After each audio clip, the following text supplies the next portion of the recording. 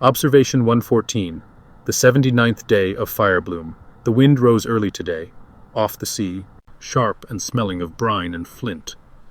Hessa Varran climbed the ridge before the bells of Dragonsblood Castle had finished echoing through the valley. She carried her ledger, her thermos, and a new length of sun-dyed ribbon to mark the perimeter of the egg nest at Tallen Reach. She replaced the old ribbon, frayed by wind and gulls. The egg, black and vein-webbed, lay as it always had, still, silent. She whispered to it anyway. "Back again," she said, settling onto her folded blanket. "Winds turned, kelps blooming early. You'd like the smell, I think." She opened her journal and logged. Observation 114, no change. Nest temperature 38 degrees C. Heartbeat imperceptible. Moss growth 3.5 millimeters. Then she watched. Observation 117. 3 days later, fog blanketed the cliffs. The trail to the nest was slick and treacherous. She nearly didn't come. But when she reached the ledge, breath fogging in the cold, she felt it. A pulse. Subtle, faint, but undeniable. Her clawed hand hovered an inch above the egg's curved surface. The heat was stronger. The red veins had brightened slightly, like embers beneath volcanic glass. She sat for hours. Observation 117. Egg emitted heat burst. Pulse confirmed. 3 beats. Approx. 7 minutes apart. Veins faintly luminescent. Nest stone vibrated under contact.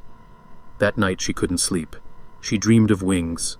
Observation 123. 6 days later. Kazira came again.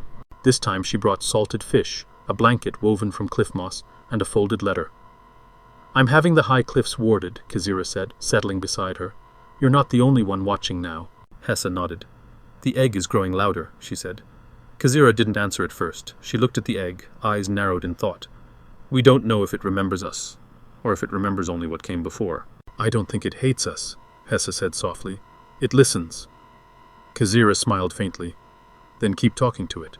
Observation 123. Egg responded to spoken draconic verse. First tongue fragment. Possibly hymn. Veins pulsed in rhythm. Internal glow visible without shade cloth. Observation 141. Midnight 30 days later. She was awoken by the quake. Only slight, enough to knock a teacup from her shelf, but it came with a sound, not from the sea, not from the wind, from beneath. She ran, barefoot, no lantern. The cliffs of Tallen Reach were bathed in moonlight, the surf below eerily still. The egg sat as it always had, but the moss around it had blackened, burned in a perfect circle. And the egg, it was cracked, a hairline fracture pulsing red like a heartbeat. She dropped to her knees, her breath hitched.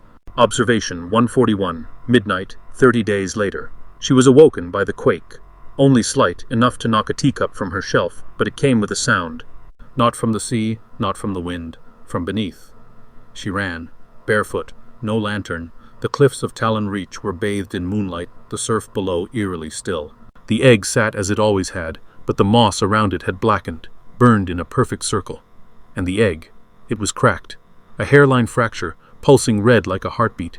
She dropped to her knees, her breath hitched. Observation 141, fracture line observed, 2 centimeters, heartbeat strong, now regular, nest temperature increased by 4 degrees, black moss scorched. No external catalyst detected, audible resonance during fracture, draconic vocal cadence. She didn't leave until dawn. Observation 152, 5 days before the solstice. She hasn't written today. She simply watches. Others have begun to visit now, the old priest of flame speakers, the twins who guard the castle's sky bridge. Even Kazira, now draped in the red and black robes of Dragonsblood's founders, visits more frequently, staying silent for long stretches beside the nest. The egg is changing every day. Its pulses now stir the nearby rocks. The very air grows warmer as Hessa speaks. Still, the crack has not widened, yet the sky above the island seems to shimmer with the faintest, swirling motes of gold. Observation 152. Wind no longer scatters ash moss, it circles. Eggshell now humming, still warm, still sleeping, but dreaming? On Observation 153. The night before the first fire festival, Hessa returns to the nest alone. She lays a fresh scale on the moss, a gift of her own shedding, polished smooth. She rests her hand on the surface of the egg, now warm enough to fog her claws. It does not pulse. Instead, it thrums, low, long, a note that plays in her bones. She doesn't write. Not this time. She simply sits listening. The moon rises pale and wide. And for a moment, just a moment, she hears something beneath it all, beneath the hum and the wind and the waves. A voice. Not hers, not the wind's. A new voice, just now remembering how to sing.